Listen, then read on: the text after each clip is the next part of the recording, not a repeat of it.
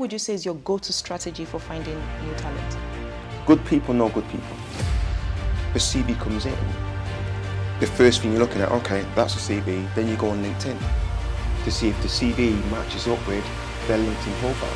Does every recruiter do this? You'd be surprised that it's not just us the recruiters, clients do it as well.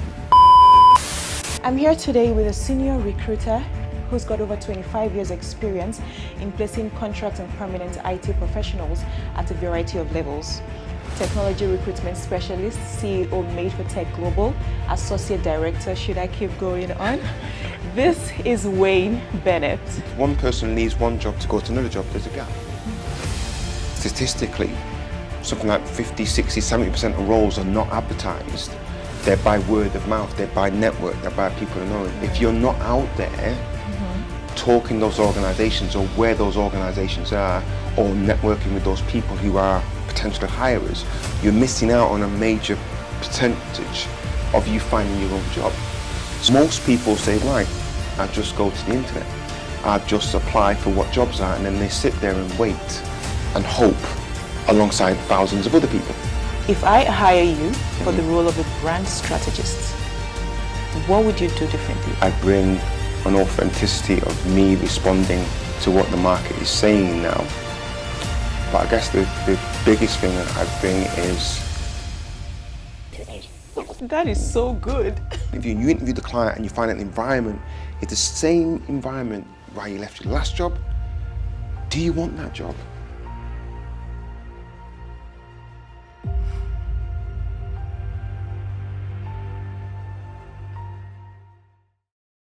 Thank you so much for joining us today. Thank you, it's a pleasure to be here. It's an honor to have you, honestly. Could you just tell us how you got into this industry? Oh, now we have to go back a few years. Few? Yeah, more than a few, maybe older than a few. It was back in the mid-90s. I was actually training, or looking to train to be a network engineer. And first week on the course, I seen an advert for a recruitment consultancy. I sent my CV in. I was interviewed by about 5 people at the business, and they put me on the phones there and then to call a number of companies. I think what really captivated me on the day was when I walked in the office, there was about 5 or 6 individuals stood up in 3-piece suits on the phones, and I was just like, wow, this is where I want to be. And they put me on the phones, asked me to call some companies, find some jobs, and yeah, I obviously did that and came off with a few jobs. And before I got back to the course that day after the interview, they said they wanted me to start there on the Monday, and I ended up being with that company for 6.5 years. What exactly motivated you to decide to be, get into recruitment for technology? Recruitment had everything for me. I came from Manchester, lived in the inner city. Recruitment provided the opportunity to get around the UK and Europe. It provided me to get into organisations and buildings that I'd only heard about on TV or seen. It also got me to meet people at different levels of organisations. But I think the biggest thing that's kept me in it is that it's always changing, technology.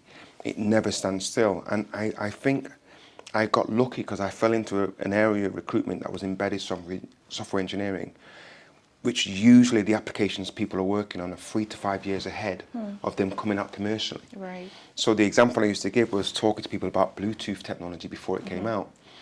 And if you said, yeah, it's not going to need any wires, you can be able to communicate between that device and this device, people looked at it as if he was mad. Yeah, the engineers I was placing, that was the kind of work they were doing. So it became an interesting and fascinating industry to be in for all the reasons that I love to do. Do you know what I mean? Right, So, right. and it's kept me in. How has the concept of employability, how has it evolved in the technology sector? Oh, well, I guess... Especially with the advancements in AI.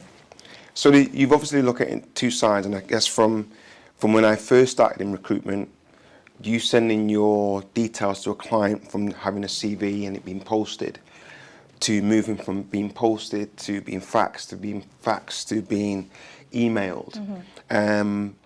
So that evolution of being able to get in contact with the client, and going out and visiting them and going to their offices and trying to get met there and then, to what you have now, which is almost automated systems in certain organisations where you see their website, you see a job, you send your CV in, that CV is matched by certain criteria and technologies, and then matched up. And I think the big thing that I think some people have matched up, and I know I do now, is that if a CV comes in, the first thing you're looking at, okay, that's a CV, then you go on LinkedIn to see if the CV matches up with their LinkedIn profile. Does every recruiter do this? I can't say everyone, but it's almost a validation of who you are, and on what you've done. And you'd be surprised that it's not just us, the recruiters, clients do it as well. One of the first instances I had was many years ago where I think it was a marketing organisation. One of the individuals they placed, they checked to find out that the person, if they had any marketing background and where they'd worked previously, and they had the experience of him working at organisations that weren't on his CV. And that was the first time, that was search engine optimization, looking at people's details on the internet. But the quick validation now for some individuals is CV, does it match up with LinkedIn? If it doesn't, okay. Do you know what I mean? So you have to necessarily, that's something you have to be aware of. Also the technologies that you use, there's so many people now, things are moving so fast technologies wise. Sometimes technology professionals are not necessarily sales savvy or commercially savvy, so may not necessarily think these are the technologies that people are looking for to put them on my CV or to put them on LinkedIn. So sometimes people are not just looking at CVs, they're looking on LinkedIn and doing searches on LinkedIn. So you have to make sure that how you want to present yourself, both from a professional point of view, technology point of view, and career point of view, matches up. There are people who could be into marketing, for example, or into technology, but they're so desperate they haven't found a job in such a long time. And next thing is they're applying for anything they see. How do you balance that out? I think the first thing that caught me is the word desperate, and I think I have to take that back. It's not necessarily desperate, I would say without a plan. Okay. And a following a plan, because if you have an idea of a plan and the actions that you're going to do it seems less desperation, but more, okay, in sometimes they call it recruitment, it's a numbers game.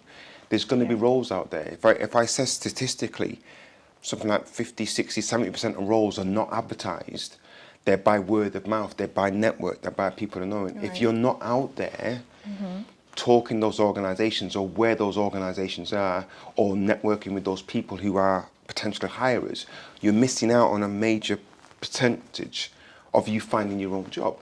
So most people say, right, I'll just go to the internet, I'll just apply for what jobs are, and then they sit there and wait and hope alongside thousands of other people. So what about those meetups where these organisations are looking for staff and they've got employer fairs, or they're actually, got an event that they're doing alongside another organisation?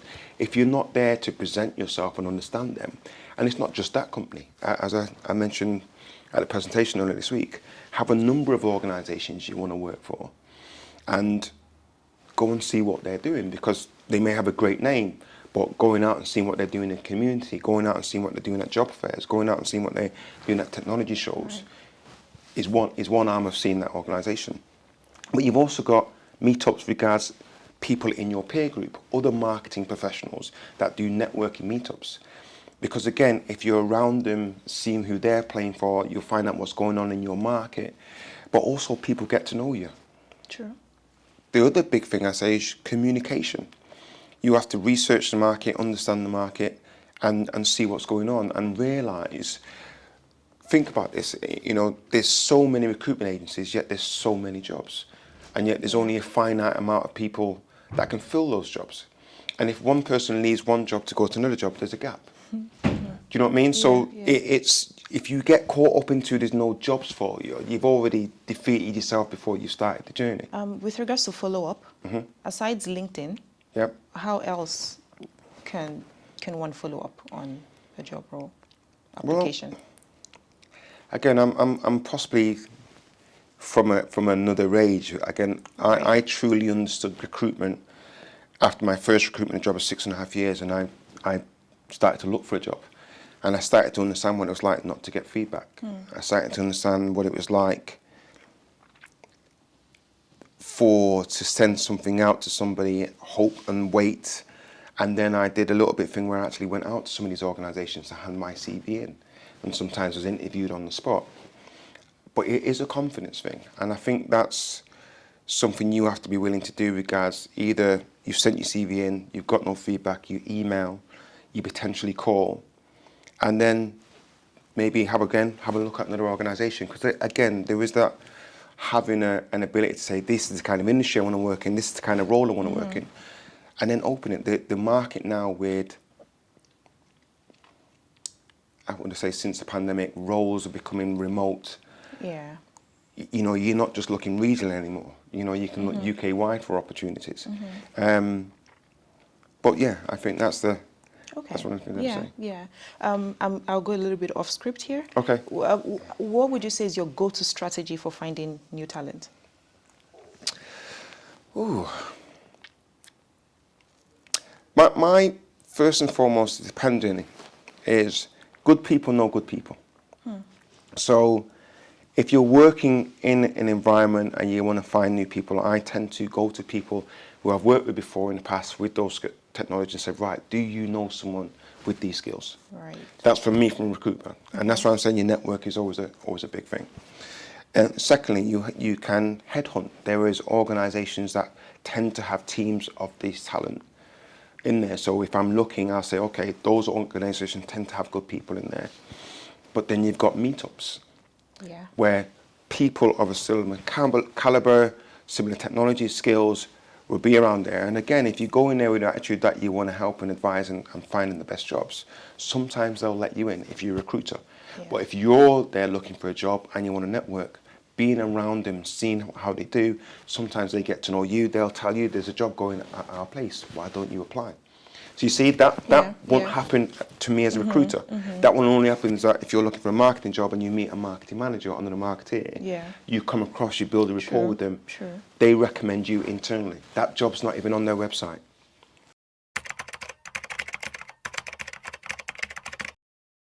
So you're interviewing for a role in tech. Tell me about yourself. My name is Wayne Bennett. I'm born and raised in Manchester. 3 brothers, 6 sisters. I've always had an interest in technology, fascinated regards where it can go and how it will evolve continually. I think it makes us as individuals, as humans, continue to look at ourselves and better ourselves rather than technology take over. We evolve with it and pushes us to be bigger and better. I think my interest in tech and the reason why I want to work for an organisation like you is what you're doing as an organisation and how you're pushing it and how diverse and inclusive you are as an organisation. You believe in ideas from everyone rather than following a single idea. And I think from that point of view, it means you'll always be able to attract and, I'm going to say, engage with the wider community. If I hire you for the role of a brand strategist, what would you do differently? What would you bring to my company? I bring my creativity, or my understanding of 25 years in the industry.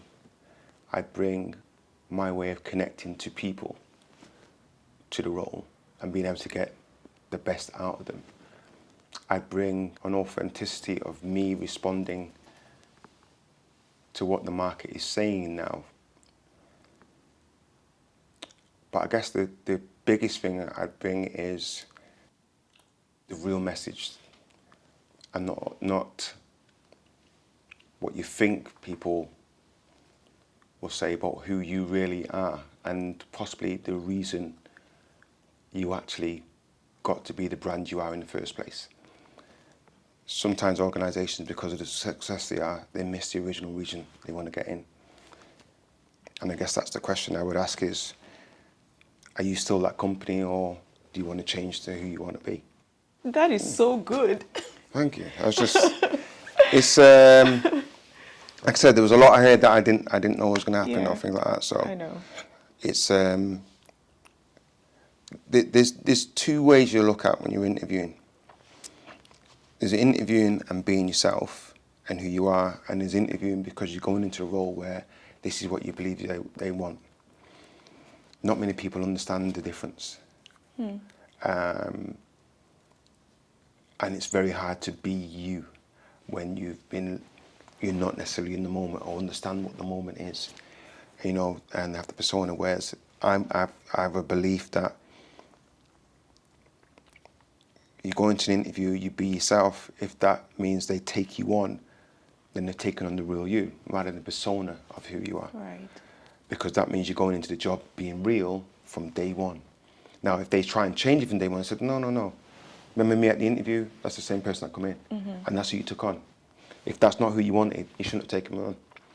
But if you go into the role pretending you are somebody else, and then they want you to be the person that you're pretending to be, and then you get unhappy, you have to take some responsibility for that. True. So that's what I'm saying is always make sure when you're interviewing and things like that, you're interviewing the client. If you interview the client, as much as they're interviewing, you interview the client and you find out the environment is the same environment where you left your last job, do you want that job? Thank you so much. It's been an honor having you here, sharing your experiences and insight. Thank you. No, it's genuinely been a pleasure. The path you're going is a right one. And, you know, I take my hat off to you if I had it on to say, continue to do it. You know what I mean? Be strong and be powerful. Thank you. Thank you. Pleasure. Until next time.